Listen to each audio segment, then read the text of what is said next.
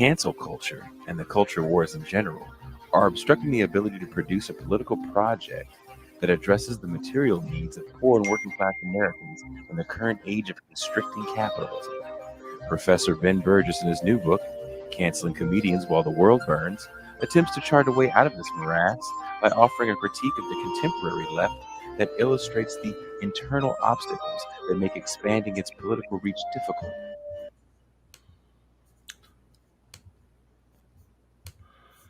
All right. Name is Ben Burgess. This is Give Them an Argument. I am joined, as always, by our producer, Forrest, and now, as always, by our YouTube producer, editor, Kelly Carey. So, want to cover a couple things. We'll get started here. So the first is there's a new article out by Slavoj Žižek called "The Difference Between Woke and a True Awakening." So I like this article for many reasons. The not least is the first paragraph of the article where he first full paragraph. He says the usual liberal conservative approach to so-called woke cancel cultures that is too radical, et cetera, et cetera. However, I think Ben Burgess is right in his claim that woke agents of cancel culture are, quote, canceling comedians while the world burns. So didn't hate that. But what I actually really like about this article is the main line of argument as it goes on. Now, it's Zizek, so there's some Lacanian psychoanalysis, and as always, I don't quite know what to make of that. And there are a couple claims you can quibble with here and there, but I think the main line of argument is exactly right and really dovetails with what the book says. I think the very end of the article, sums this up really nicely. So he goes through a lot of different controversies, and he talks about attempts to censor so-called critical race theory by a bunch of Republican state legislatures. And I think he makes exactly the right distinction here. Says, while criticizing PC cancel culture, we should always bear in mind that we share their goals for feminism, against racism, etc., and that we criticize their inefficiency in reaching those goals. I guess I should be doing a Zizek imitation, but I'm not going to do that. With advocates of the founding myths, the story is a different one. By advocates of the founding myths, he means people who want to censor, CRT, want to censor the teaching of so-called divisive concepts in universities. He says their goals are unacceptable, and we hope they will fail to reach them.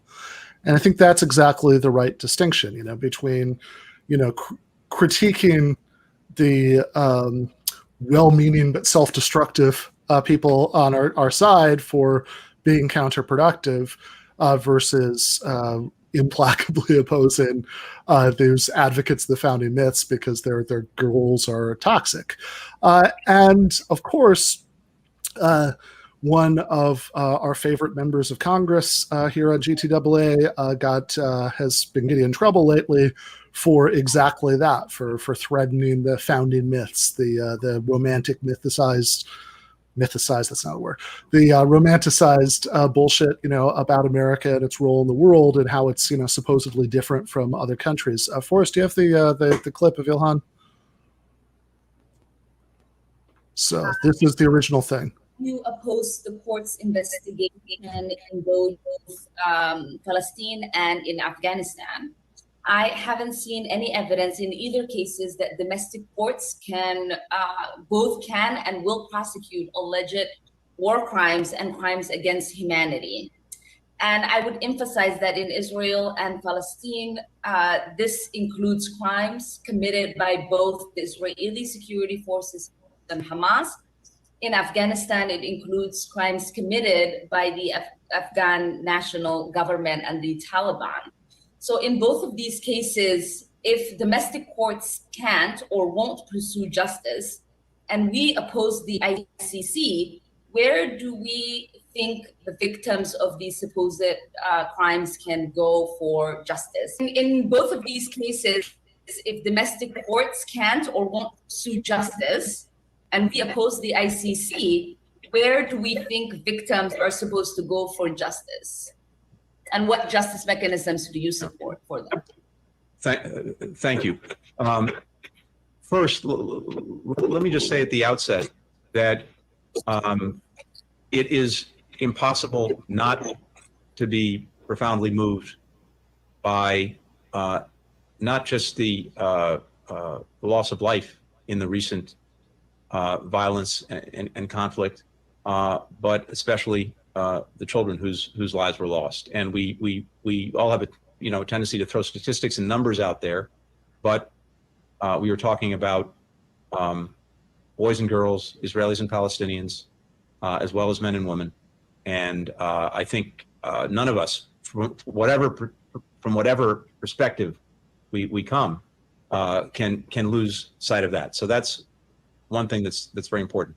Look, you know our views on the ICC and its jurisdiction. We continue to believe that absent a Security Council referral or absent the request by the state itself, that's not appropriate. I continue to believe that whether it is the United States or Israel, both of us have the means. Mr. Secretary, I do understand that point. I'm asking what mechanisms do you think is available to them? I believe that getting we have, visibly whether uncomfortable it's the United States or Israel, we both have which is the mechanisms to make sure that there is accountability in any situations where there are concerns about the use of force and human rights, et cetera. I believe that both of our democracies have that capacity, and we've demonstrated it,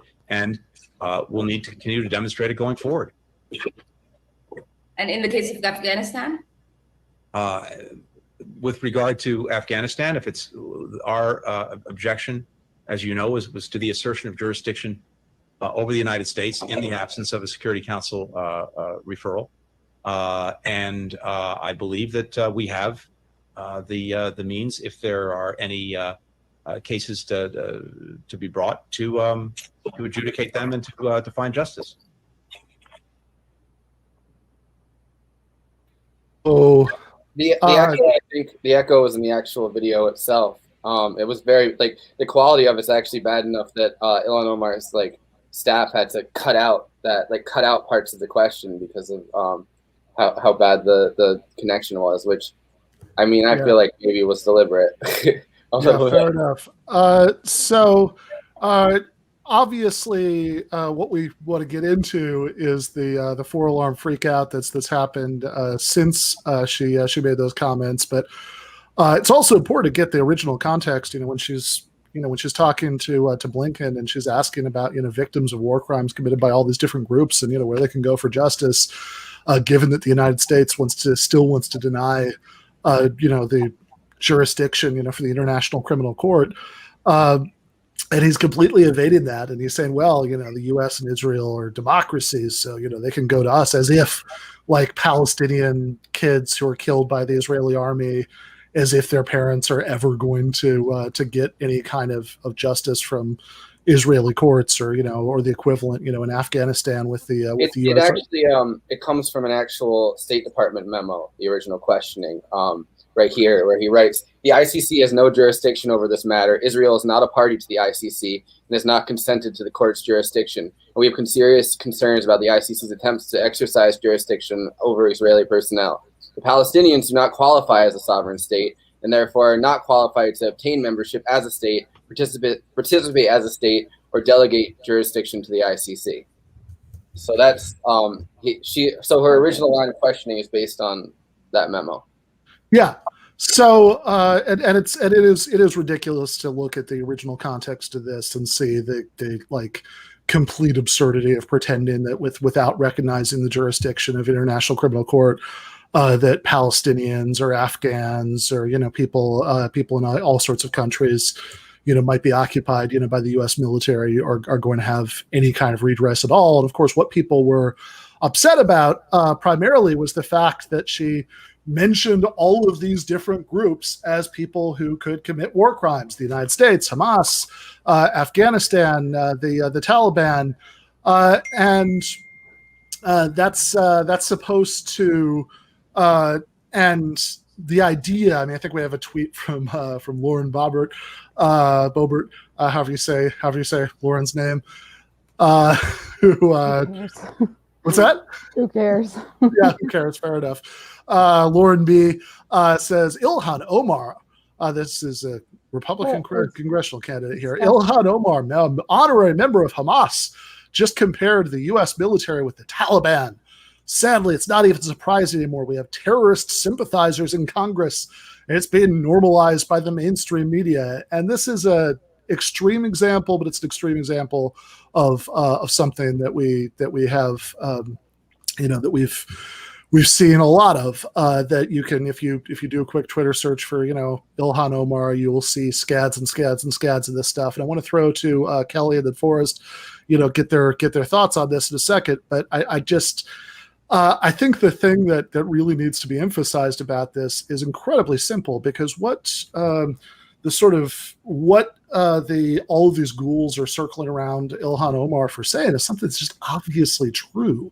That of course, all of these different groups and states, commit war crimes. They kill civilians. They commit atrocities. And lots of people are upset, that the very idea of saying the U.S. or Israel in the same sentence as these others. But I think the best response I've seen came from Elizabeth Brunig, which said, maybe if you don't want to be on a list of countries that commit war crimes, the solution is to stop committing war crimes. Yeah. So for whatever reason, I've had to watch a fair bit of Fox News in the past week. And, it's pretty much just the one thing that they want from everybody in the whole country. And, it was boiled down and pretty well in one Fox News segment. And they were talking about the tweet, and this guy, I think his name is Chris Hemmer. I don't know how often he's on Fox News though, and he was like, "Can't you just wave the American flag for once?" And it had the issues were so complicated, and like what he was basically saying is that she's anti-American, and that no matter what, we should all react to anything by being pro-American and being pro-America, and just never saying anything but. And that is Fox News' whole thing. I mean, that's the right's whole, like, don't think about it, just, answer one-sidedly, don't think about it is their main thing. And, demonizing her for, there were some other parts of that segment that, basically were calling her an ingrate, like ungrateful for living here because she was an asylum seeker. And so they're more disgusted with her for having gotten opportunity in this country. And then now she's throwing it all away, which is the exact opposite of what she's doing. She's doing, she's doing civic service. She's actually doing what everyone on the left wishes that everyone on the left would do. I mean, not everyone on the left, but everyone on the farther left wishes everyone on the left would do, which is speak truth to power. And I just, there's not a lot of people on the left that have so little to lose, because she certainly isn't backed by like big corporate money. And she certainly wasn't surprised by anybody who didn't come out and back her after her tweet. Like, we might have been surprised by it, but she wasn't. Right. And, she actually spent a bunch of time doing some pretty great trolling back at, and I don't know, she came ready with like videos to share that she thought were similar to her tweet. Like, one of them was obviously the Trump, lot of killers. And so I think the way that she's been able to utilize Twitter is because she does expect, just as you're saying, like she does expect to have these, you know, to have the most ghoulish people, and you know, even just like the most, I guess, nationalistic people all come after her. So I think it's interesting that he's able to utilize social media in that way. I would have thought, and you know, what, I don't know, maybe it's not just me, maybe there's a large we here. We would have thought that there would be a larger segment of Congress people that would be, you know, surrounding her to, you know, really keep this sentiment safe and like really make something out of it. And it's not that big, you know. It's like, it's the squad, but even when I think about the squad, and I love AOC, I'm not saying anything against her, but like, I don't know, what was the whole thing with her like calling AOC like her like grandmom or something, whatever that was. It's like, yeah, she was like palling around with Nancy Pelosi, and it's just, you can't. Oh, she called Pelosi Mama Bear. Oh yeah. Okay, see, that's the thing. It's like, if you're going to do that, then you can't do this too, because this is in stark contrast to party politics. And, you know, you have to, if you're going to have this, you know, then you have to do it all the time. And, you know, Jamal Bowman's doing it, and, you know, Tlaib's doing it, and there's not enough people doing it. Yeah, well, definitely not. I mean, that group that you just listed off, I mean, that's like, you know, that's like 4 people out of 435 in Congress. It's ridiculous. There was a, you know, and of course we saw this exact thing before 2 years ago, because Ilhan Omar came out and, you know, she made a statement that was, you know, the gist of it was, hey, all that money that's spent on lobbying on behalf of Israel, it's not wasted. It has some effect on U.S. policy, you know, towards Israel, which should be a pretty like anodyne thing, right? I mean, like, I think that you know, all the money the Saudis spent on, you know, spend on lobbying Congress works too. But it was read as anti-Semitic. There were all sorts of denunciations of her. Then that was actually the first, as there are now, and it just, it's so just, you know, reactive and it's counterintuitive to me that these people's constituents, by and large, react that. I mean, maybe like in different age groups, like in older age groups, I suppose you need to be accountable to your constituents that feel that this is anti-Semitic. But I don't feel like there's going to be any progress in any way if things like this are just, you know, blind support for Israel, which might just get worse. Like, right, without Netanyahu, who knows? I mean, sounds like it, but who knows? yeah.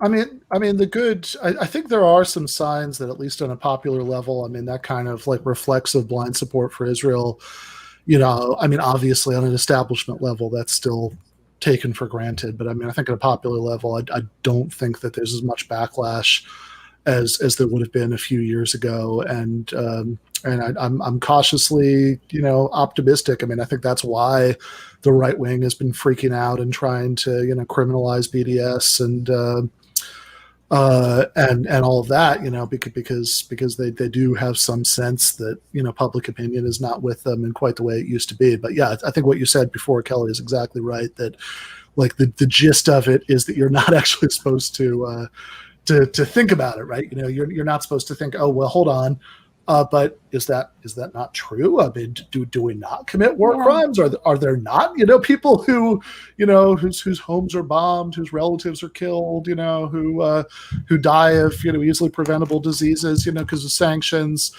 Is that not true? Should those people not have some kind of recourse? You're not supposed to ask any of those questions. You're just supposed to hear, oh, she said America in the same sentence as the bad countries.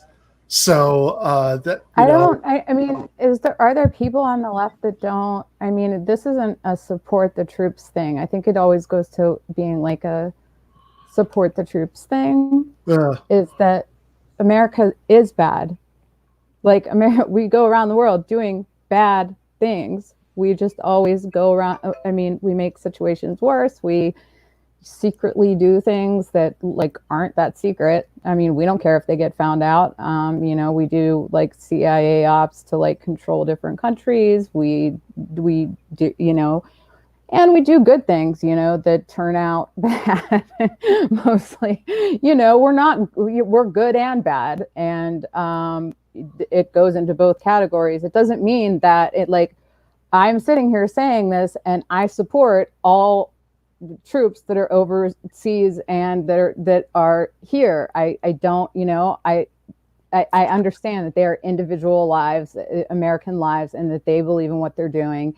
And I don't, I'm in support of them. I'm also in support of all other lives, and all of the it's complicated. And, so I'm not against military, the U.S. military troops that are abroad and everything like that. It gets put into that category, but to say that the United States goes only doing these wonderful humanitarian missions. I mean, you won't even get vets to say that. I mean.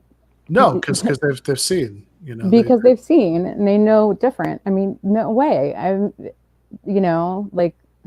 It's most of the vets and the people in the army that I know, that at least that get out of it, seem to become at least libertarian on foreign policy, which is because they see so much shit. But I don't. So that's kind of an interesting point that I always think about a lot.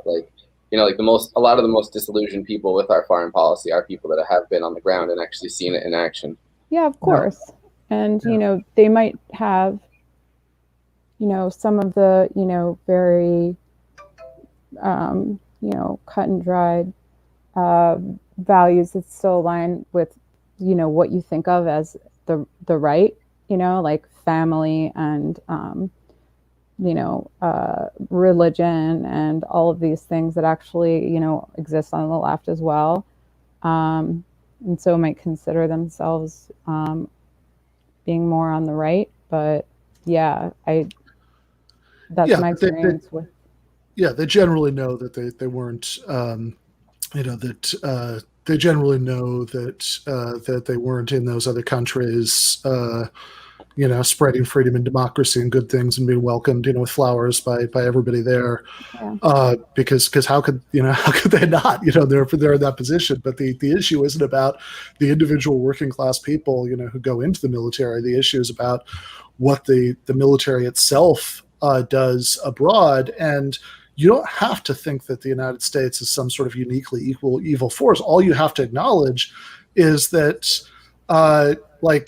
empires in general do horrible things, and given the amount of power that it casts, given the amount of wars that it fights, given the amount of force it projects, to believe that the United States never commits any crimes in other countries, never does anything that people would need some kind of legal redress for the ICC, then you'd have to think that this is just this special magical country that just don't act like everybody else does. All right, guys. Thank you so much. We should switch gears and play the preview. Speaking of a country that's been the victim of a lot of what the American empire does overseas, I interviewed Kurt Hackbarth about the election in Mexico that's dropping for patrons on Thursday. We have a little preview of it now, where he talks about what AMLO and Mexican left have accomplished in power. Just as a reminder, if you want the entire interview on Thursday, every other Thursday Patreon episode, also the post games at the end of the Monday episodes, and a lot more, go to patreon.com/Ben Burgess and sign up there. All right, thank you so much, Kelly and Forrest. So what are the things that AMLO and Moreno, were able to do, between, 2018 and this year that, in terms of implementing positive reforms? Yeah, I think it's a pretty solid, social democratic center-left platform in the sense of what are we looking at? We're looking at scholarships for students, stay-in-school scholarships, a series of cash transfer programs to the poorer classes, apprenticeships for non-students, a universal pension for seniors, a 65 and over pension, which is actually set to increase. AMLO has always had a very particular focus on senior citizens, and he started the first ever pension in Mexico City as the mayor as of 2000. Small business help, benefits for the disabled, unemployment insurance. These things didn't exist in Mexico before, or sometimes they were kind of token programs that were kind of usually ways to co-opt certain constituencies. And what he's done in a lot of these cases is raise these to the level of a constitutional right in a bunch of these cases. For example, the scholarships and the pension, in other words. So they would be much, much harder to roll back in case that were to, conservative majority to come in later. Help for farmers, price supports, a basic package of foodstuffs. AMLO's big push is to make Mexico sovereign again, both in energy and food. So help to farmers, which, the countryside was devastated by NAFTA, which, big push for immigration, trying to get Mexico to be self-sufficient again instead of importing most of its food or much of its food from the United States.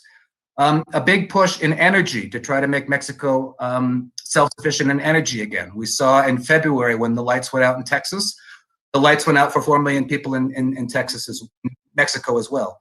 So you've got a country that's an oil-producing country that, through years of bleeding and neoliberal counter reforms, Mexico's become dependent on United States refining its oil and selling it back as gasoline. So that's been a big push, and that's gotten the most pushback on the international level. Minimum wage increase of 60%. It's still far too low, but it's a lot better than it was. Stable peso, a public option for banking, which is what's called the Bank of Well-Being, which is an attempt to establish a public option in the face of a cartelized banking system where about 6 international banks run the whole show here and bleed people dry, as in the States, with commissions, with fees, with overdraft charges, and anything you can imagine. Marijuana legalization, that was a Supreme Court mandate, but they did go ahead and pass that, and they'll also set to free federal prisoners for nonviolent drug offenses. Also, an amnesty law for women who had abortions and were jailed, indigenous prisoners and such. Corporations, getting corporations to pay back taxes that they weren't paying before. And I think a big thing also is a ban on genetically modified corn and glyphosate, which is the active ingredient in Roundup, in Monsanto's Roundup. And that's also got a big pushback. Mexico is the civilization that gave corn to the world. And, it's been prey to GMO corn coming in and this toxic chemical glyphosate, which even the United Nations said is probably a cancer, causes cancer. That's been a big thing. Warning labels on processed foods didn't exist here before that. Mexico has a huge obesity problem, second, I think, in the world, also as a result of processed foods flooding in post-NAFTA. Secret ballot for union elections, a rolling back of outsourcing. So companies now can only do outsourcing for non-essential company functions, and outsourced companies are on a national registry. So you can't just outsource your entire company and have a shell company. That's just going into effect now. And actually, Mary Kay Cosmetics just filed an injunction against that, so they can continue to exploit their workers down here. So anybody who's watching and uses Mary Kay, maybe we could think about boycotting them. Public housing benefit has been reformed to help people who are underwater with mortgages with public housing.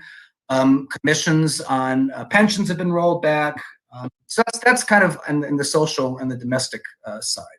So I think it's a defendable social democratic program. Right? Yeah, I mean that's a really impressive list of achievements. I mean, especially public banking, having put in the protections, pensions for seniors, scholarships to low-income students, making constitutional guarantees, of those. Right. Like those are, I think, in almost any context, those would be really big, advances. But especially in Mexico, given the, given the starting point, those right. Are, those are really remarkable achievements, and I think that's probably important, to keep in mind, because I think some American leftists maybe when they first hear it's like, okay, it's a center left party, it's a it's a big tent within the party, and they've had to make coalitions, deals outside of it, forces that aren't so good, and they have, and even within it, some people are maybe liberals, maybe not even, and they might hear all that and go, okay, so what is there to get excited about here? But I mean that program you just rattled off for like 5 minutes. I mean that is, you're not going to get, even if Morena, was a very different kind of party. I mean, like, you're not going to be governing the country, bordering the United States and very much under its eye, and have workers control the means of production or something. That's not going to be. That's not going to be in the cards, but I mean, that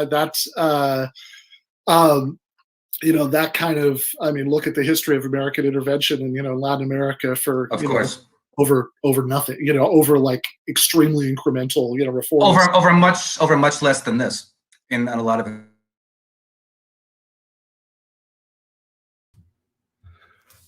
All right. So again, if you want to see the rest of the conversation with Nicholas, then that's going to drop for patrons on Thursday. Which was really interesting. Got into a lot of other important accomplishments of the Morena government, especially in terms of foreign policy. And also some of the very real drawbacks and complications of that situation. I mean, exercising actual power is incredibly messy and complicated, and the bad parts could end up eating the good parts in ways that Kurt talked about in the interview. But it's still incredibly exciting. I mean, bottom line, Morena has done what elsewhere in the NAFTA countries, the NDP hasn't done, what the Bernie wing of the Democratic Party has not done, and actually achieved state power and accomplished, incremental, but some important reforms, some key parts of its agenda, and maintain power in its first major electoral test, which is exciting. Also excited, along similar lines, is the election in Peru, which we're about to be joined by Nicholas Allen to talk about it. He wrote an article for Jacobin about that election. But to set that up, I think that we've got a clip from Castillo's victory speech. Without any personal interest, without any kind of interest, I am here for Peru. And I want to say this once more. And I want to call for calm. And in the name of you, to recognize how brave you are.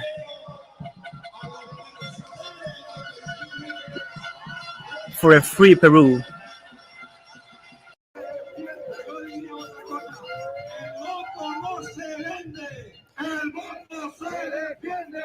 The vote cannot be sold.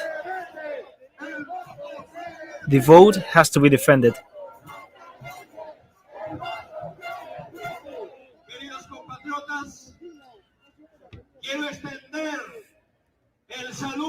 I want to extend my greetings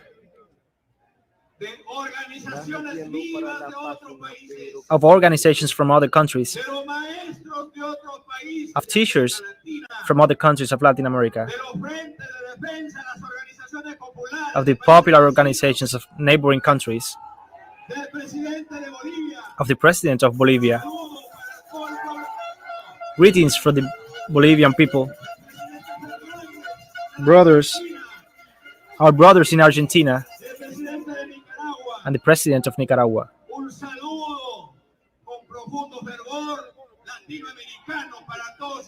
Greetings for all of you. And I want to greet the political leaders that have recognized and have said it is good that the people is awakened and the people has to develop itself.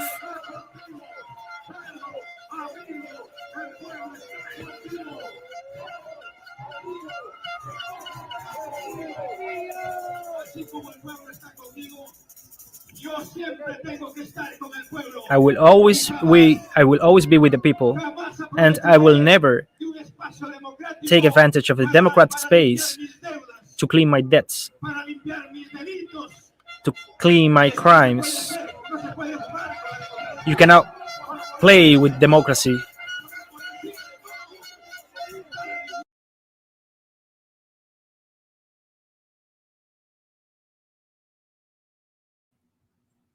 All right. Now joined by Nicholas Allen to break all this down for us. Welcome, Nicholas.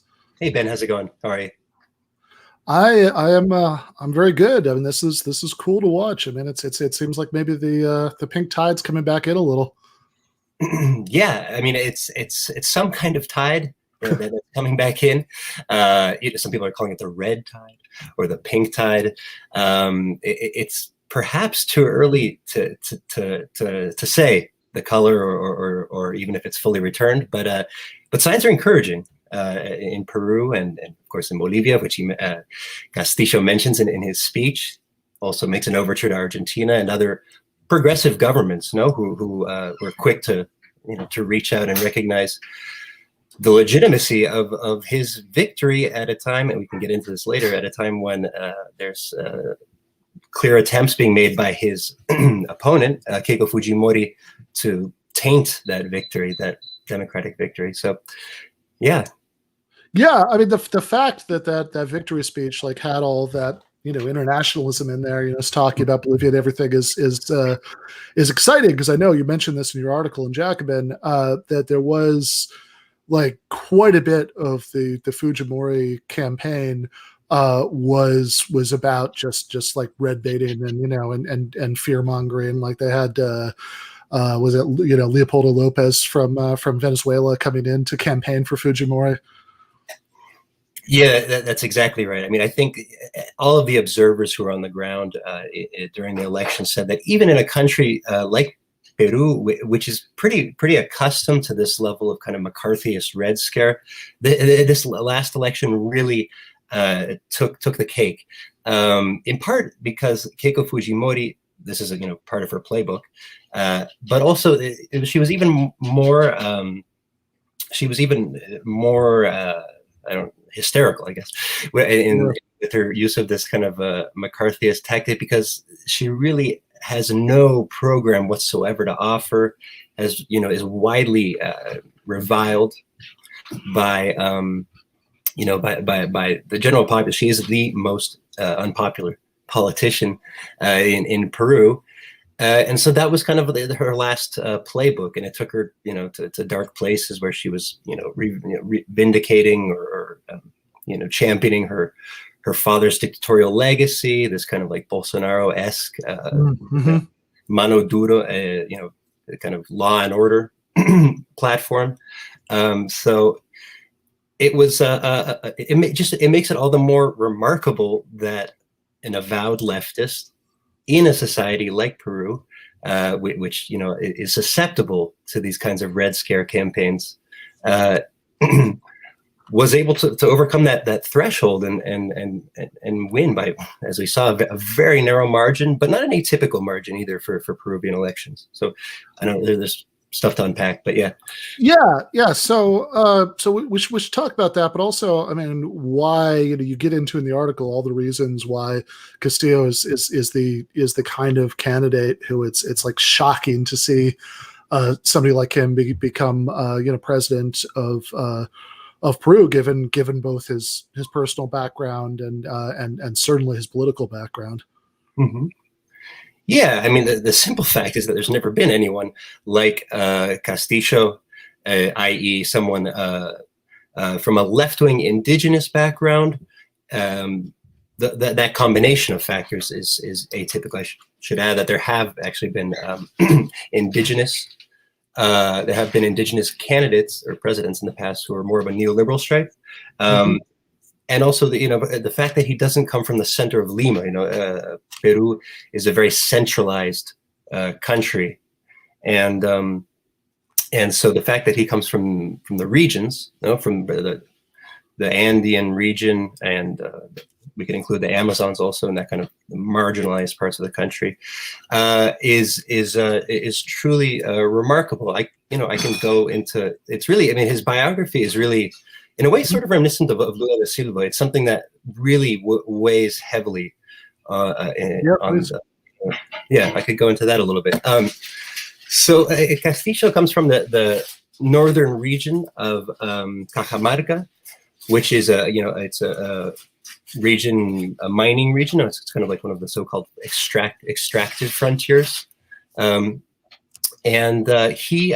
his first kind of foray into politics is with these things called the rondas campesinas, which are basically like peasant patrols, self-organized self-defense units that existed and still exist all throughout Peru, basically in those areas where the state doesn't provide any kind of services, not just security services, but public services.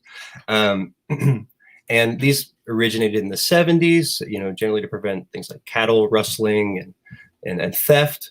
And it morphed in the 80s into defense units against the Shining Path, or Sendero Luminoso. We might call it left-wing terrorist organization. I mean, this is an organization that I think Eric Hobsbawm once said that it was the one organization it was the one leftist formation that he wished never existed. to give your listeners some idea of what we're dealing with. So very, very, very, very murdery. Kind of whole Pottian kind of organization. Anyway, so going back to the point, so Castillo he rose to prominence as a leader in these peasant self-defense groups, which kind of catapulted him later into a role of prominence as a trade union leader with the country's largest trade union, which is the teachers union. And that kind of came to a head in 2017 when he led an enormous strike, a teachers union strike against a series of neoliberal measures that then the government of Pedro Pablo Kuczynski, I think that might be an image of it right there. Yeah, that's cool. He kind of rose to prominence there by representing what was the more combative wing of the strike, which was really refused to negotiate the terms of the strike with the then government. And that pretty much is it. That's his background. And again, it's unlike anything the left in Peru has ever seen. Not to just speak of presidents in Peru. It's really something unique for the left. I would add in Peru, which has seen a number of different kinds of powerful projects, such as in the 70s they had a kind of a left-wing nationalist military government under Juan Velasco, which was a kind of a top-down, again, kind of populist military government that affected land reform, but didn't enjoy it wasn't buttressed by social mobilization. It was, again, very top-down. And then the other example, which I mentioned, which is Sendero Luminoso, which was just for your audience knowledge, it was a kind of a group of urban intellectuals who went into the countryside with a kind of a Maoist playbook in their hand about how they were going to kind of spur this insurrection, but basically ignored, all of the rural realities that were found there. Now, Castillo comes from this area and it represents, the social and cultural reality of that region. Reasons which it should be added are regularly see, powerful social mobilization, self-organization. So he really comes from this background, which is something, I guess I'm being redundant, but Peru's never seen before. So. Yeah. So this, and you talk about how, like this kind of regionalization of government in Peru, that like as a country that's traditionally been ruled, from Lima, very much, that is a big deal in itself, and the sort of anxiety, about the central government, losing control of the, like indigenous people out of these areas is like a long-standing anxiety of the ruling elites. Yeah, I mean, there's a superimposed kind of racial and class anxiety that is clearly come to the fore with his victory. It's funny, people have been making lots of comparisons with Evo Morales, and it's very apropos in this case because people are saying now about this new Castillo government things that were very similar to what happened when Evo Morales won his first election in 2005. There's a famous Peruvian novelist, Mario Vargas Llosa, Pulitzer Prize winning, a Nobel Prize winning novelist, who said in 2005 that Morales' victory was a victory for what do you call it, like ethnic separatism, racial hatred, which we know wasn't the case. And there's a similar thing in play now. I mean, if we could reach in the archive and find Vargas Llosa saying the exact same things now. About Castillo, and it tears at the social historical reality of Peru, which is that, as you say, it's because of the country's insertion into the global capitalist system in the 19th century. It was heavily centralized, in the capital of Lima, where there were exports in guano and other agricultural goods, and the Andean regions and the Amazon were largely ignored. They were largely kind of marginalized, looked upon as being, kind of the underdeveloped or kind of backwards part of the country, and that remained the case for a long time, with the one kind of complication that in the last 30 years in Peru, there's our friend, Vargas Llosa. What has happened in the last 30 years, and this begins with really the Alberto Fujimori government in the 1990s, which we can talk about, is that Peru has been riding the crest of a major commodities, mineral primarily commodities boom, which has shifted the center of gravity of the economy from the coastal regions to the Andean regions, precisely where Castillo has come from. And what that's meant is, if you look at, this goes back to the elections, if you look at what that boom has meant, it's meant great wealth for the ruling class, a level of trickle down, well, I can't call it wealth, but it's a level of trickle down. So some material, it's actually, I guess the point is that it's kind of aggravated this divide between the urban, coast and the regions, the Andean. The article, there's this line I loved. They said a detailed analysis of voting trends showed that Castillo's support tracks closest to those parts of Peru where the extractive industries have been booming at the same time as poverty has also skyrocketed, as reflected in his slogan, "No more poor people in a rich country," which I love. I mean, that's so simple, but that's so good. Yeah. I mean, so that's exactly what's happening now. Is he's come up with these very clear slogans similar to that. I think, I don't know if you have the video, but he on the campaign trail, he walked around with this kind of cartoonishly large pencil, which is his emblem or his icon, which represents one, the fact that he's a rural school teacher. Yeah, there we go. Yeah.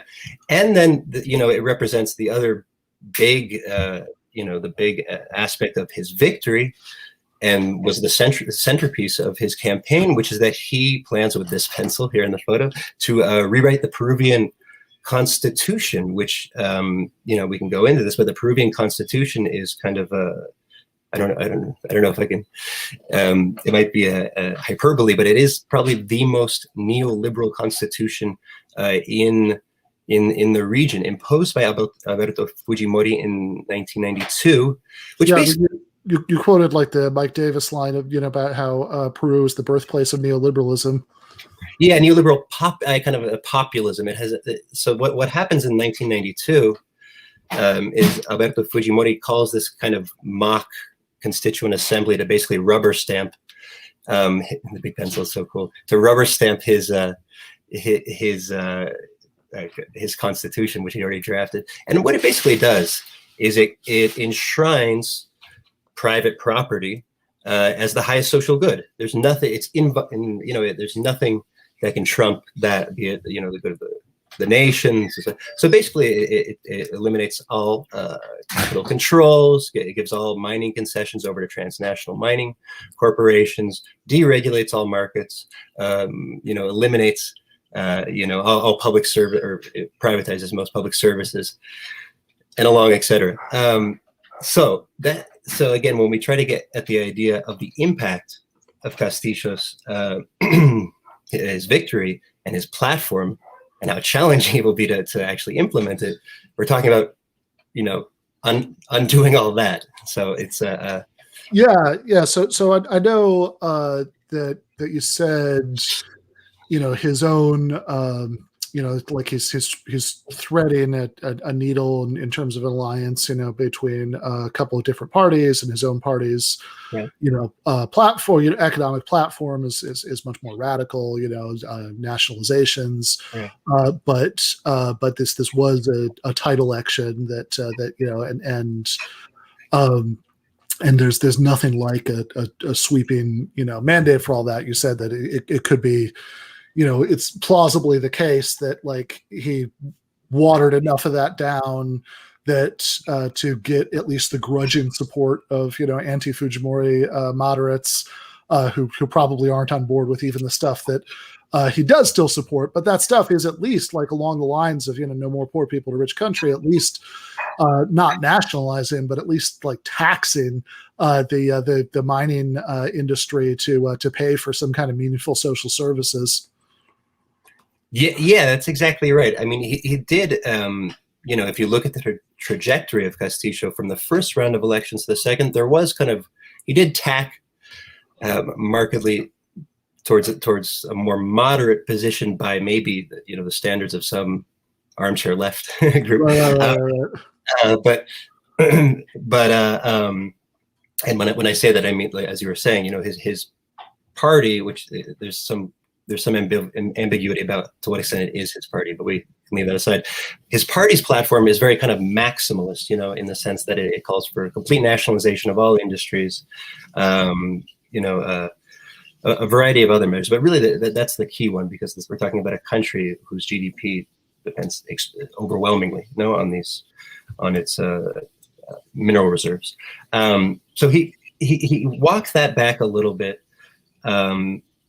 To this new idea of, I think he wants 70% of all profits from mining activities, gas activities, lumber activities, extractive activities to stay in country, and to go towards supporting a platform for social, expanded social spending on health, on education, and it's I think it was, on the one hand, a tack towards the center to win over the, as you said, the fence-sitting anti-Fujimori moderates, or center right, and the point of fact is that the elections were very tight, in large part because some of that anti-Fujimori bloc did break ultimately in favor of Fujimori. there was again our friend. I don't know if you have him on hand, but the Vargas show, so it's kind of emblematic of that. And I mention it just because it goes to show that that even this quote unquote reformist platform is very radical in the context of Peru. So much so that people who all of their lives were against Fujimori broke to the right, to the far right. So yeah, and I want to talk about how far right that is. Forrest, we have the clip of Fujimori, following the Trump playbook and not conceding and doing kind of wrapping that up in Red Scare rhetoric. El Perú es un nuevo epicentro de confrontación. Confrontación entre el comunismo y una economía libre, entre el control de la prensa y la libertad de expresión. Y hoy que tengo la oportunidad de estar frente a la prensa internacional, quiero también dar mi mensaje al mundo de lo que significa esta batalla para nuestro país. Esta segunda vuelta no es solamente entre Keiko Fujimori y Pedro Castillo, sino estamos enfrentando también al partido político, como además ellos se autodenominan, marxista-leninista Perú Libre. El destino ha querido que el Fujimorismo, que hace 30 años detuvo el avance de Sendero Luminoso, hoy represente a todos los peruanos en el intento de que Perú no se convierta en Venezuela. All right, so in that clip, for people who are listening to this later as a podcast, says that Peru is the center of the struggle between communism and the free market, that Fujimorism, meaning her dictatorial father, had halted the advance of the Shining Path, and now these Marxist-Leninists are coming in and trying to reverse that and to turn Peru into Venezuela. Yeah. It's the same old story. I mean, it's the same song they've been singing for so long now. And I think this is just the beginning of this kind of this kind of rabid anti-communist discourse, which again, it still has traction among certain parts. Some sectors of Peruvian society, not just the far right. It speaks to how deeply traumatized Peruvian society was by the so-called internal conflict between the Shining Path and the Peruvian state. But I think it's also it's at this late stage, I think it's also going to be the tactic that the media, the right, the center right will be using going forward as they basically develop a plan to destabilize, not by coup necessarily, but by simply making ungovernable. I don't know if that word exists. Making it impossible for Castillo to govern through different channels. One, I mentioned is the media, playing to people's fears of kind of a Venezuelization of Peru. And the other that we might want to talk about is in Congress, which is where that's kind of going to be Castillo's Achilles' heels, where he doesn't have anything close to a majority, whereas the opposition to his government will, and is going to really hamstring his ability to pursue the kinds of by Peruvian standards radical program that he wants to pursue and that he received a mandate to pursue. I think that this election, this accusation of electoral fraud and everything, is not really about trying to steal. I mean, I'm sure she would love to steal the elections. Yeah, right. It's like Trump. If some of those beautiful generals had offered to keep him in power, he would have loved it. But exactly. That was never really in the cards. Yeah, I mean, it's remarkably similar. But it's really about kind of setting the groundwork for what is to come. Now, this kind of you besmirch the electoral results. You kind of already from the get-go put in question his legitimacy, and it remains to be seen what Castillo's response is going to be. I think there's going to be a game of chicken between his government, which we still don't know who will comprise his government, and these right-wing, center-right, right-wing, far-right forces who they feel the threat, because the threat is real. So that's a whole other chapter that we can go into too, but what that'll look like.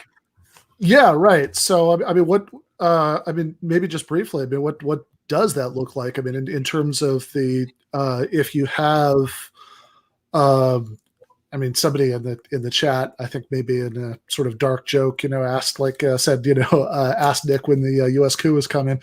But I think even if that's not on the table, I mean, surely I think that I would imagine that the sort of menu of options for obstructing the new government does still go beyond what you get in other constitutional democratic systems. Right. Yeah, I don't know if for example, a military coup is on the menu right now. I hope that's the case. Mainly because there doesn't seem to be a mood among the populace for that to happen. We think of these military coups as being the sole work of military. Yeah, right. There has to be a social support base for that, and it doesn't seem like there is right now, because Peru. All of this kind of euphoria of a left-wing victory is happening in the midst of a huge kind of crisis of representation, complete political chaos, which this doesn't in any way, at least not immediately, resolve. So really, the tactic that the right wing in Congress is gonna pursue is to increase that, to worsen that crisis through congressional gridlock, basically making it impossible for Castillo to govern, and he'll have he'll have certain margin to take measures, but it's going to be a back and forth. So I think the first thing he's going to need to do, he's going to need to form a government which, at least in my opinion, I wouldn't call it more moderate or reformist, but it's going to have a stronger technical or a stronger kind of expertise base. And he's already drawn some of those figures from the other left-wing party, which is headed by Veronica Mendoza, which is from Lima, which is it's full of university professors, economists, neo-Keynesian.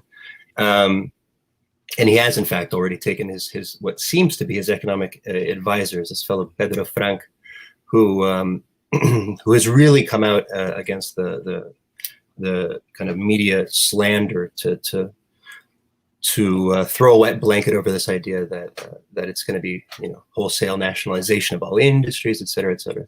That's one thing. So he needs to put in place a strong government, one to rule. To rule efficiently, but also to kind of transmit to the general populace idea that this country that is in the last year has seen an 11% growth in poverty, 10% decline in growth is gonna they're gonna steady the ship. That's gonna be the first message that he needs to get, and he needs to get it out because, again, this goes back to what we were saying before, the conflict. He needs to be able to give recourse to popular support and popular mobilization if and when he has to go to bat with the Congress, which will be he has several different options, playbooks to circumvent Congress if it proves to be basically blockading any legislation. So and those he can. This will primarily all be around the new constitution, which is kind of like the popular mandate that he won on, at least for some sectors. So we can go into what those would look like. But anyways, I don't know if I answered your question. I mean, if he is able to get this done, have like a constituent assembly, and and write a new constitution. I mean, what would be like the general direction of the of the change? I mean, what's the like in other words, what's how is this the sort of? I mean, you mentioned that the Fujimori imposed constitution basically sanctifies capitalist property rights as the supreme value. So I mean, what would like be beyond kind of taking out that language? What would this constitutional change look like if he was able to do it? It would be writing into law certain clauses about the national resources and all of the extraction is inalienable property of of Peru, of the people of Peru. It would probably, although this hasn't been discussed very much, it would probably have some plurinational component. So some measure to devolve to the regions some level of political autonomy, which has been undermined by the Fujimori government.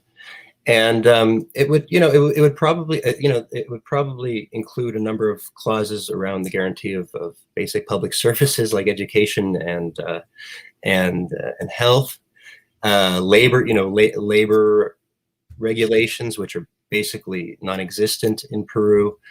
Again, said aloud, it sounds kind of like a milk a toast. This is social democratic platform. Well, I mean, if you're if the curve that you're grading is I don't know, like Sweden in the 70s, at the high water mark of the welfare state, but if the curve that you're graded on is Peru as it exists right now, then this is actually fairly ambitious, and which this is something if we have more time, we could get into that. I think also some people maybe in the international left, hear certain things about Castillo's social views that aren't great. But again, I think you always have to make these determinations based on the local context, what you're starting with, and what the realistic alternative is. I mean, it's not like the opposition, the alternative wasn't some candidate who has like a well-thumbed copy of a book by Judith Butler. The alternative was Keiko Fujimori. Yeah, that's right.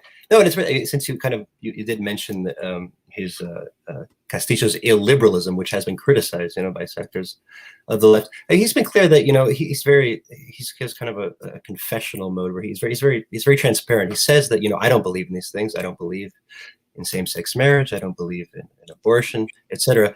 But he says that, again, this goes back to your previous conversation, in a constituent assembly, those decisions are to be made by the Peruvian people. If there is a groundswell, kind of demand for those things, then I respect. So, he's deeply democratic in that sense, in terms of, in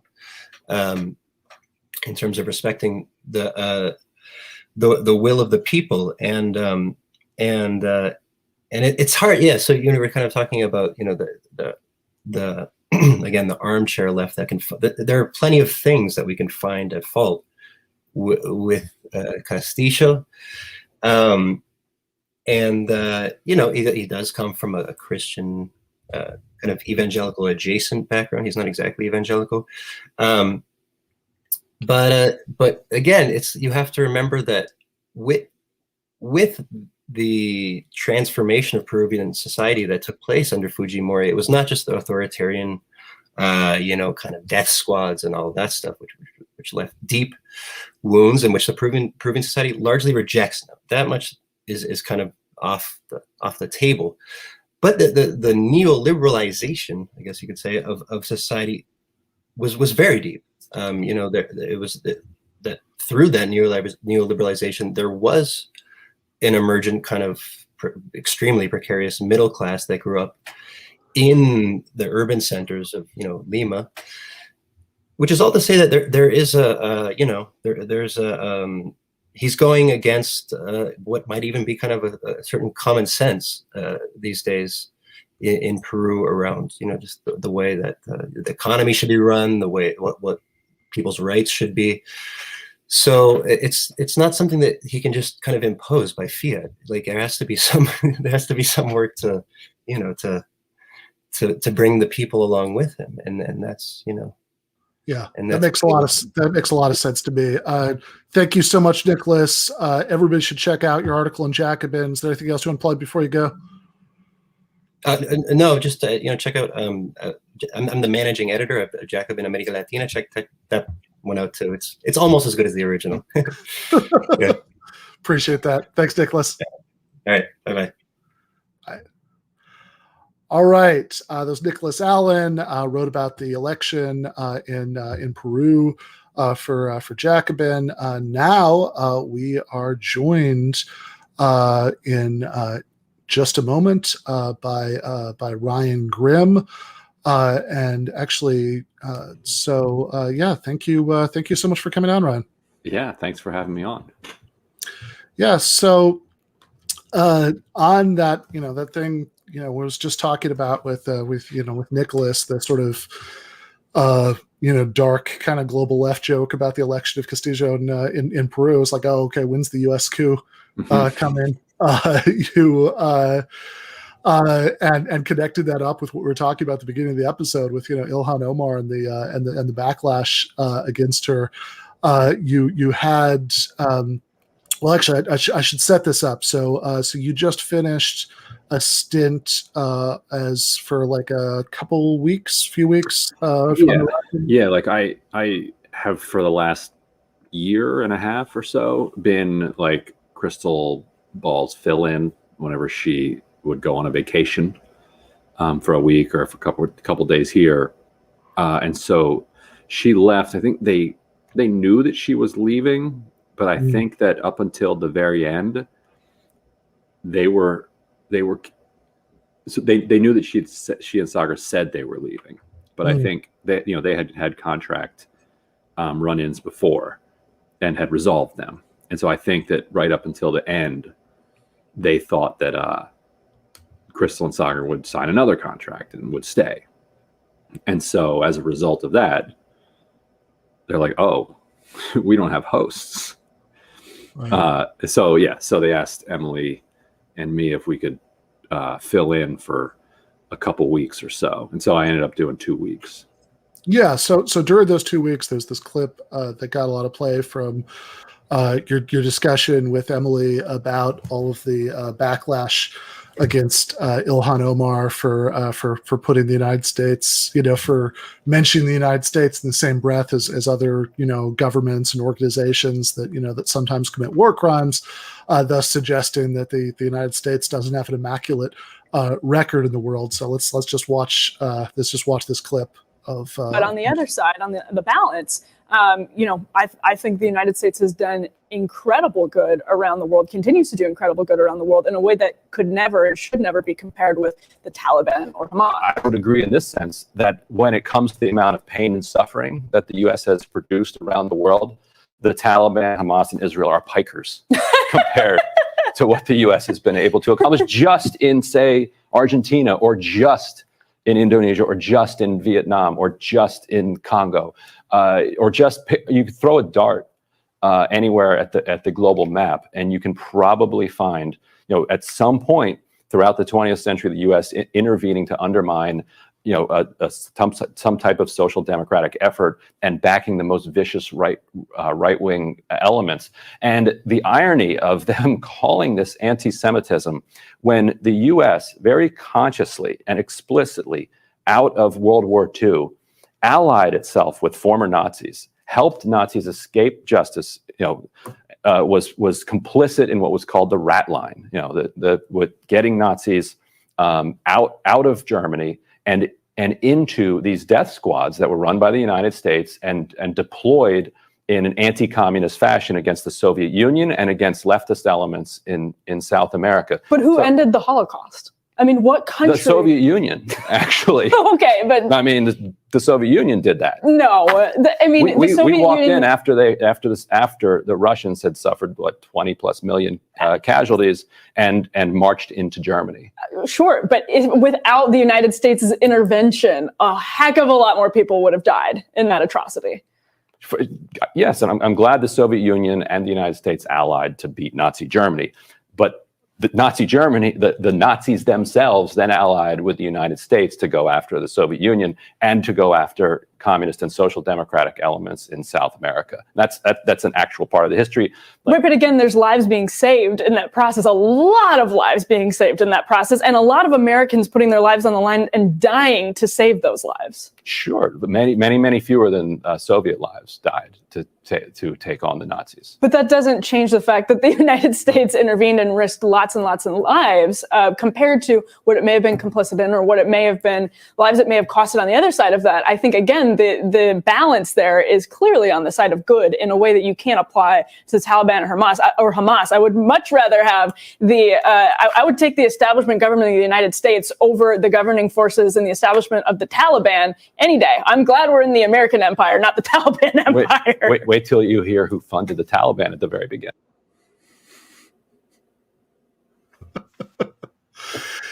Yeah, I mean that is kind of remarkable. I mean, it seems like that goes right to the heart of the controversy over the Ilhan Omar comments. Is the United States a magical, immaculate country that that is incapable of wrongdoing, or at the very least, we have some kind of cosmic guarantee that the wrongdoing is always outweighed, or should we think about historical truths that might really undermine that? Yeah, and her comment was, as always with her comments, completely twisted. Like, what she actually said was even way more banal than that. What she said was that any country that commits an atrocity, ought to have some sort of accountability, because it was in the context of her questioning Tony Blinken about the International Criminal Court. And so she's saying, basically she's saying, like, if it's Israel, if it's Hamas, if it's the Taliban, if it's the United States, if you commit an atrocity, you ought to be held accountable somehow. Which is, I mean, I guess you could be a completely, Kool-Aid drinking, right. like to get to a place where that's just not common sense, and that's just not, well, of course, yes, it's like you commit a crime, then there should be some accountability for that crime. Like that's the most uncontroversial thing that anybody can say. Like in the beginning of that clip, not that clip, but the beginning of that segment, yeah, we were talking about the idea of balance, because she's conceded off the bat that yes, okay, there has been some misery and suffering that has been caused by the United States, but that has to be weighed against all of the good that the United States has done. And I pointed out that the United States is the only one that gets that. Right. Like, okay, let's do that for the Taliban. Let's do that for Hamas. Let's do that for the Soviet Union. They're all humans who have, good and bad. Yeah, now we can weigh it and we can come to conclusions, but you're not even allowed to weigh the question on anybody but the United States. Yeah, and in the original exchange between Ilhan Omar and Secretary Blinken, the question wasn't even has the United States done more evil than good in other countries. That wasn't the issue at all. The issue was, does the United States sometimes victimize people in law-breaking ways? If so, what should the recourse be for the victims of that? Right, and she was also asking in the context of Palestinians and Israel, and his answer there was, both the United States and Israel have courts that are entirely effective, which is, come on, like Palestinians for the most part do not actually have legal access to the Israeli criminal court system. Like that's one of the main reasons people, I mean, there are many reasons people call it an apartheid system, but having separate legal systems where Palestinians are shunted into a military court system and Israelis, some Israeli Arabs are shunted into a civilian court system. That's two different systems, and Blinken knows that. Yeah, and of course, we all know about the many examples of Afghan farmers who've had hands blown off by U.S. bombs who've successfully, had redress in the American court system. Right. Yeah, exactly. I mean, what you get is like the same type of corporate arbitration system, that like Disney has set up. So if you lose an arm, at an amusement park, you've agreed to some sort of arbitration, and how much of your arm did you lose? Here's what you get. I'm using Disney as an apocryphal example, not nothing more than that. And so you're right. In Afghanistan, if you are the victim of some type of drone strike and you can demonstrate through some arbitration over there, that this happened, then there's a set amount that the U.S. will cut you a check for, and that's it. Like, so that, like, there is some sort of system which is kind of almost which is chilling in its own right. That we have it down to a science that this drone strike killed 11 people that we can't remotely pretend to call insurgents. That will cost us $2,000 a piece. Let's get the checks out. And it's certainly not the case that any sort of you get these payouts, but I mean, no military decision. Right. That's not justice. Right. Exactly. Yeah. That's not a court system where you can actually try to redress a grievance. Yeah. I mean, nobody. Yeah. I mean, the whole point of not recognizing ICC jurisdiction is so American generals, are never going to end up in front of a court facing actual consequences. Right, because then that would crimp their speaking fees after their military tour, because they'd have to worry about what countries they were traveling to. Yeah, right. Right, exactly. So I wanted to switch gears for just a minute. I know you have a very limited amount of time tonight because of actual journalism, which I'll come back on and talk about that story when it's up. Yeah, please do. You mentioned what that was to me, and I definitely want to talk about that. When it's done. But before, did just want to shift to domestic American politics for a minute, because during that stint on the Rising, you were in the course of talking about what was going on the Dianne Morales campaign. Mm-hmm.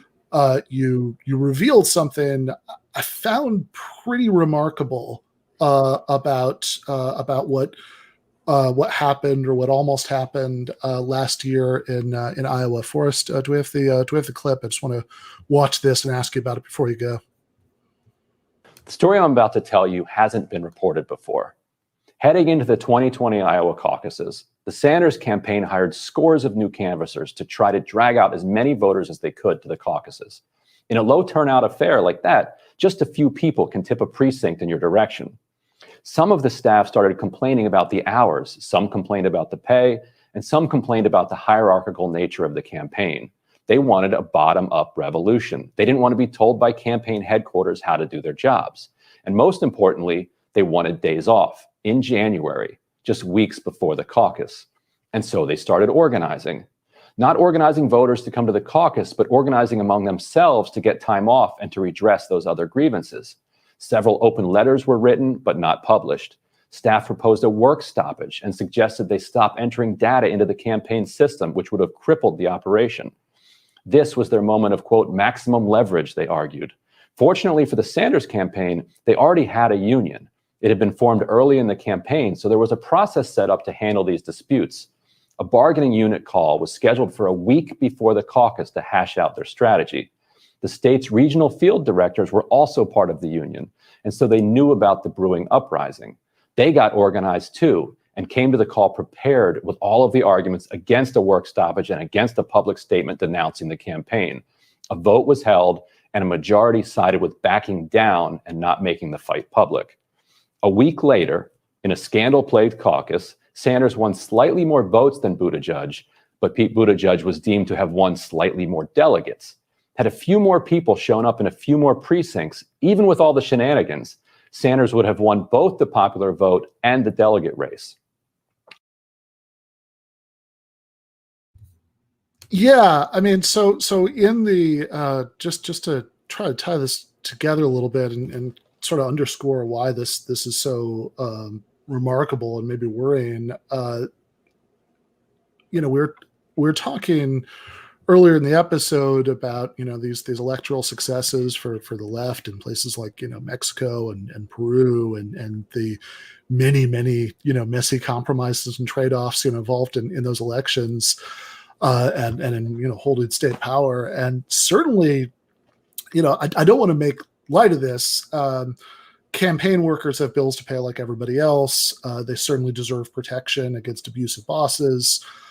No doubt about all of that. But in the calculus of like the sectional, the kind of immediate sectional interests of 30 workers in Iowa versus what it could have meant for the entire working class if Bernie Sanders had become president, there's something very wrong with this picture. Right, and what the workers will say is that that's what every boss says. That this is the time. Look, it's more important for us to hit our quarterly numbers, or for us to do, whatever the objective of the corporation or the organization is, that's more important than your rights right now. And so, the regional field directors actually were said like that after the call. They're like, we felt like managers, we felt like bosses, we felt like we felt like we were doing like boss talking points, anti-union talking points, because they're part of the union, but they were making the exact argument that you're making. They were like, guys, we are a week away from Iowa.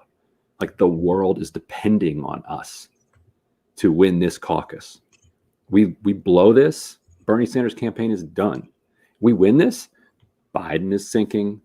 Buttigieg, we're not worried about him. Warren is sinking. Like, the ring is within our grasp. We're ahead in New Hampshire. We're organized in Nevada. And with a head of steam going into Super Tuesday, we can win this nomination. Like, that's the case they're making.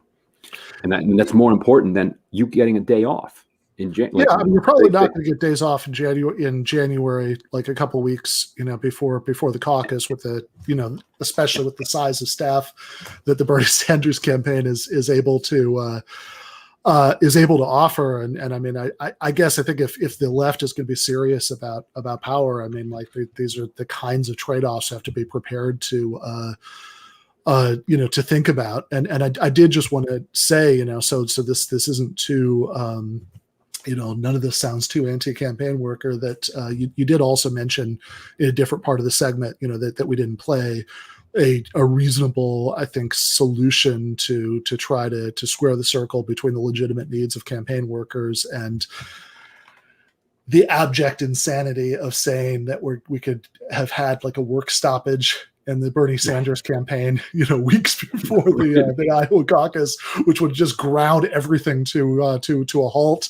and totally foreclosed any chance of him becoming president, which is something that would be a form of organization for campaign workers that would be more analogous to like the Screen Actors Guild. Yeah. So if you think about if you think about a parallel effort, like you wouldn't survive long if as actors and as like, I don't know the film industry well, but the grips and the camera people and the, if they were all organizing every single movie set, right? And then like, it's a week before your climactic scene where you've got to film it at like sunset, and you flew everybody out and you're like, this is our moment of maximum leverage. We're doing a work stoppage right now. Yeah, that probably is your moment of maximum leverage right there. But then they shut the film down and like, oh, gee, it's like leverage to do what? Like, right. If you destroy the thing that you're organizing, like the Morales campaign said that they had the maximum leverage, because they were 4 or 5 weeks out from the campaign, but they didn't. That was false. Like their work stoppage ended the campaign. So right, which the Morales case might be no great loss. Which is totally fine. Yeah, you did us all a favor. Morales kind of sucks, but if the Morales campaign had been what presumably the people who volunteered, who went to work, for Morales, thought that it was actually the best vehicle for achieving these desperately needed, reforms in New York, then this would have the effect of blowing it up, and some of this, like again, I couldn't care less about what happens to Morales, but like there's something very strange about some of this. Like if you look at, like, there's a point where Morales staffers were sharing around this letter from a 15-year-old volunteer who was saying that, like, the shifts they were asking her to volunteer for ended at 8, which is too late for a school night. And okay, fair enough, but but then she could have just not done that, and then and it was comparing it to child labor, and at the end of the letter it says that because of these abuses, Morales becoming mayor would have been nothing less than violence against marginalized people, and some kind of sense of perspective has been just hopelessly lost here. Yes. Also, so my oldest daughter's 10, and we just got back from her softball game, which ended at like 8:05 for a bunch of like 9, 10, and 11-year-olds. Right. So if and they weren't getting paid for that either. Yeah. There's school tomorrow. Well, I mean, actually, technically, there is not school tomorrow because today was the last day of school. But these games have been ending 8 o'clock or later for all season long, and they managed to, take a shower and go to bed. That's why I'm a little late. Getting here, and why I'm going to be up late after this, finishing the story. But yeah, and I agree with you. We're not. This is not trash talking campaign workers. Yeah. It's hard work, and so the idea would be that if you can get to a place where you have some type of uniform, acceptable standards, set up so that these are the kinds of reporting channels you ought to have for harassment and abuse. These are the wages, and it can be regional, and they can be you could even set them up by time of the campaign, because a cash-strapped campaign that's just getting started and doesn't have small donors or big donors can't pay the same as a campaign that's just raised $40 million in the quarter. So maybe you could, but there's got to be some way that you can bring some uniformity to it, so that this. And also on the Sanders campaign, if you talk to the leadership there, they were saved by the fact that they had a union at the end, because that created a process for them to work through. But the first several months, the leadership team was spending an enormous amount of time at the bargaining table, while all the other campaigns are building their schedule, are working with constituencies, are hashing out what their strategy and their position is. And so, like, campaign work at the senior level is extremely exhausting too. These are people who are putting in morning to night, and they're doing that for a reason, because there's more work to be done than can be done. And if you're taking half your day at the bargaining table, putting together this CBA, that takes away. And Bernie did have a slow start, and there's definitely some people in the campaign that think that partly the distraction of spending so much time bargaining was part of that. So that would be the other advantage for campaigns, of having something uniform that you could just adopt. And then once you've gone through this, you get your, what do they call it when you get a card for the Screen Actors Guild? You get that card, and once you've had a role in a play, you get a card. You're now a card-carrying member of this guild, and that's probably good for you next time you try to get a job on a campaign. Just like as an actor, if you have that card, it's good for you. But I also think in general, people need to make the calculation that you're talking about. Where on the nuclear level are the grievances that I have, and are they more important than the needs of the people that we're ostensibly campaigning on behalf of? Because the campaign isn't for the candidate, and the campaign is not for the campaign staff. The campaign is for the people that you're representing. And so if you really do believe that you're there to empower and make the lives better of millions of people, you have to. Now, if you believe that the candidate that you're working for is actually going to do violence Okay, then yeah, don't elect that person. But yeah, if then, you don't, then it's maybe okay. It's a public service to blow up the campaign. Right. But if you believe that it's actually important, not so much. Well, Ryan, I know you need to get back to finish writing that expose on your child's softball team committing child labor. Violence. We'll definitely not what it's about. This is actually pretty important. So I will absolutely should come back to talk about it when it's Looking out. forward to it. And yeah, thank you so much. Excellent. Have a great night. All right. Thanks, Ryan.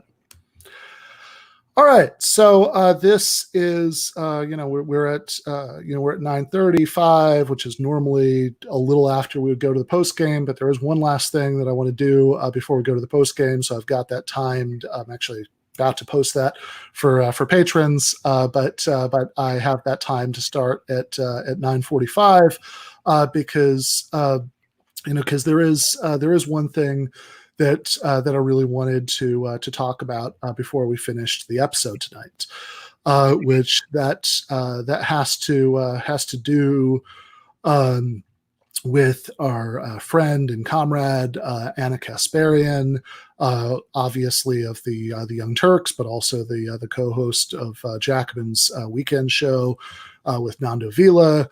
Before that, originally the co-host of the weekend show with the late Michael Brooks, who she credits with having really brought her around to socialist politics after having come from a much more normie left progressive kind of background.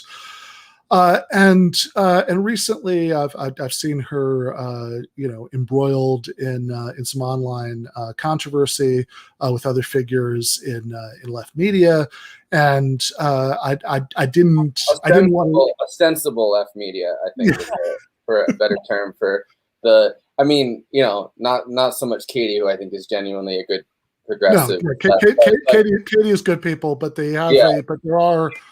But certainly there are people who are journalists who are involved in this controversy who, there's some red flags there, not the good socialist kind of red flags. There's some stuff that seems a little sketchy to me.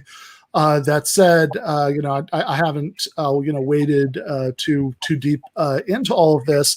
But one thing that really started to bother me the more that I saw of this controversy and this back and forth between Anna and journalists at the Gray Zone is this persistent thing that every single time one of these people wants to go after Anna, they always bring up this interview that she did years ago with Madeleine Albright. Oftentimes, even though some of these people are journalists, so they should be better at research than this, they'll say, "Oh, she was flown to this like NATO conference," with suggesting that she took money from NATO.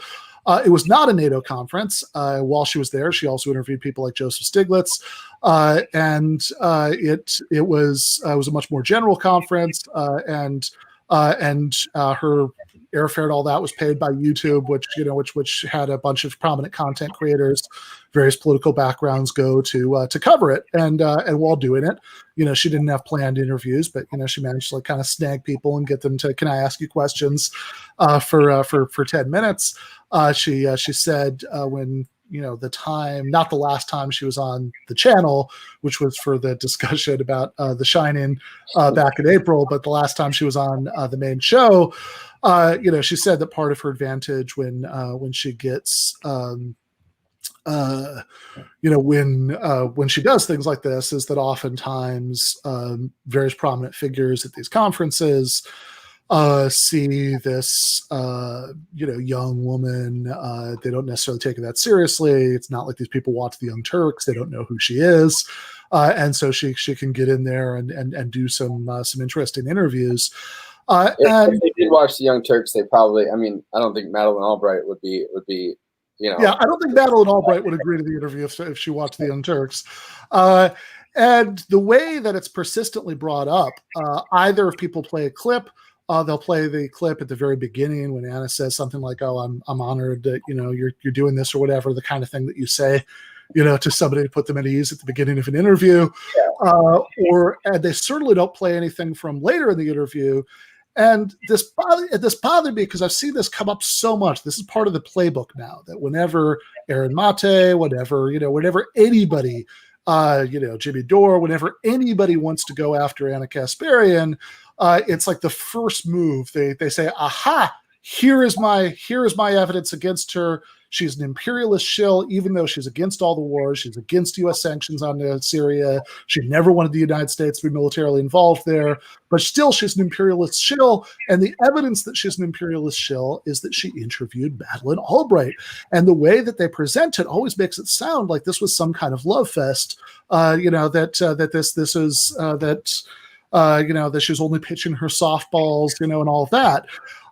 And this started to bug me. I said, this isn't that long. Go back and watch this interview. I mean, I really can't imagine Anna, doing that. But hey, whatever. I'll give it a watch. And guys, this is ridiculous. Let's pull up the first clip to give you a sense of what actually happened in this interview. Currently, we are assisting the Saudis in the war in Yemen, and there is famine. There is a complete blockade in terms of humanitarian aid.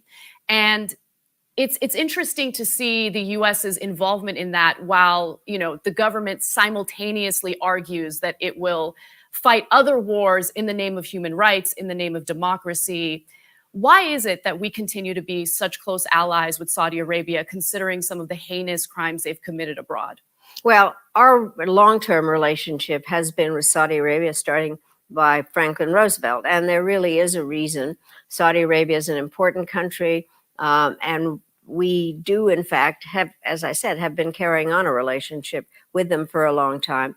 What is troubling, and I think it's something that we have to stop, is that the Saudis are using weapons that they bought from us to inflict harm in Yemen, so that they are involved in some of the airstrikes. And the Yemeni situation is just horrendous in terms of the humanitarian problems. And the hard part is, how do you separate the fact, the murder of Khashoggi, and whatever responsibility comes from the Crown Prince, from our need really to have a relationship with Saudi Arabia for geostrategic reasons, but then them misusing what we sell them for terrible things. So I think it is a very hard situation to explain. So you say that Saudi Arabia is an incredibly important ally. Can you explain that in a little more detail? Because I think a lot of Americans don't really buy that, and I can understand why. So maybe this is a good opportunity to explain why they're such an important ally. Well, I actually would not call them an ally, because we don't have an alliance with them. We have a working relationship with them in terms of some security issues in the Middle East. And the Middle East, it's a very clear distinction. A working security relationship, not an ally. Friends that have a certain way of dealing. Iran is a problem. There's no question in terms of in that competition between Iran and Saudi Arabia. But I think that we also have to make clear when we deal with the Saudis that they cannot use our weapons for killing the Yemenis, or be involved in murdering somebody. And they are using those weapons to do just that. And we continue to sell our weapons, not only to Saudi Arabia, but to other countries. Yeah, it goes on like that. So she's pressing she's pressing. We call them bad Saudis. You do not do that. Yes, exactly. She's pressing Madeleine Albright, asking her embarrassing questions about the U.S. alliance with the theocratic, quasi-fascist kingdom of Saudi Arabia. In the next in the next clip, she brings up she brings up the flip-flop that Madeleine Albright and the rest of the liberal establishment did on the whole question of Russia between 2012 and now. Let's watch that. One's very quick.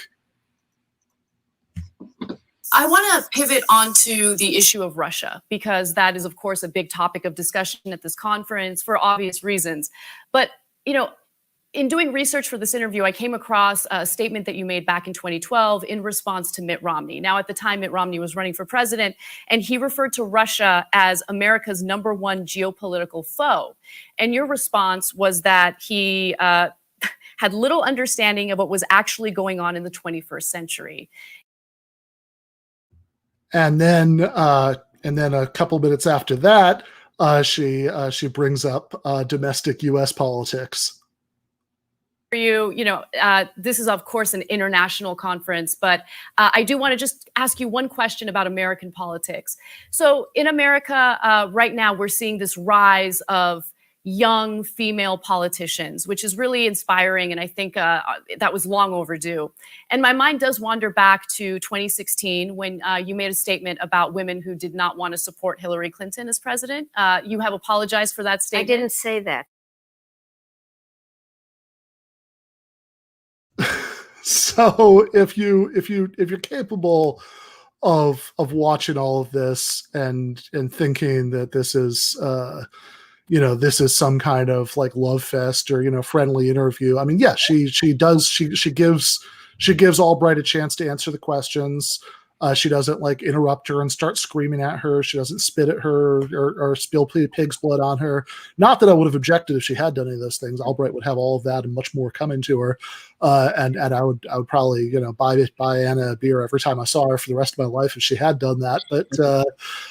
But like it's a very short interview. And that very short interview includes pressing Albright on U.S. complicity in Saudi war crimes. It includes bringing up, and she starts laughing when she's saying it. She can't contain herself.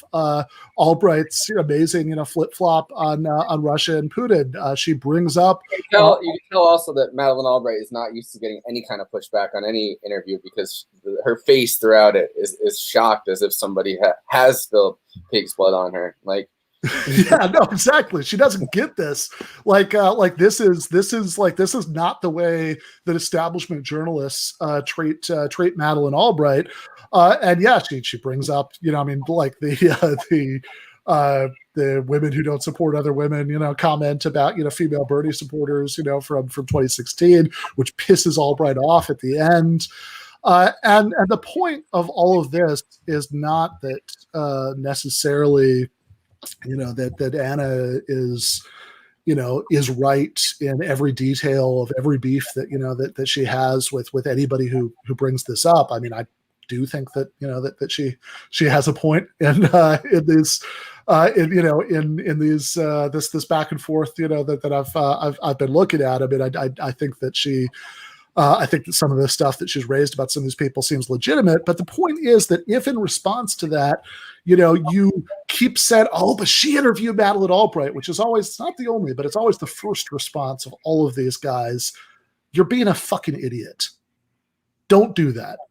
Don't be an idiot. If you want to have like comradely disagreements on left media, great, go for it. We believe in that here. Give them an argument.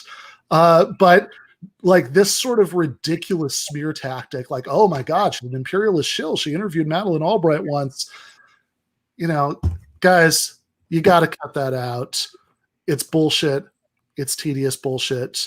And that is what I have to say about that. Don't be an idiot. Meanwhile, we are for real going to go to the post game now. The link has already been posted for patrons. Remember, if you are not a patron and you want to be one, that's patreon.com/Ben Burgess.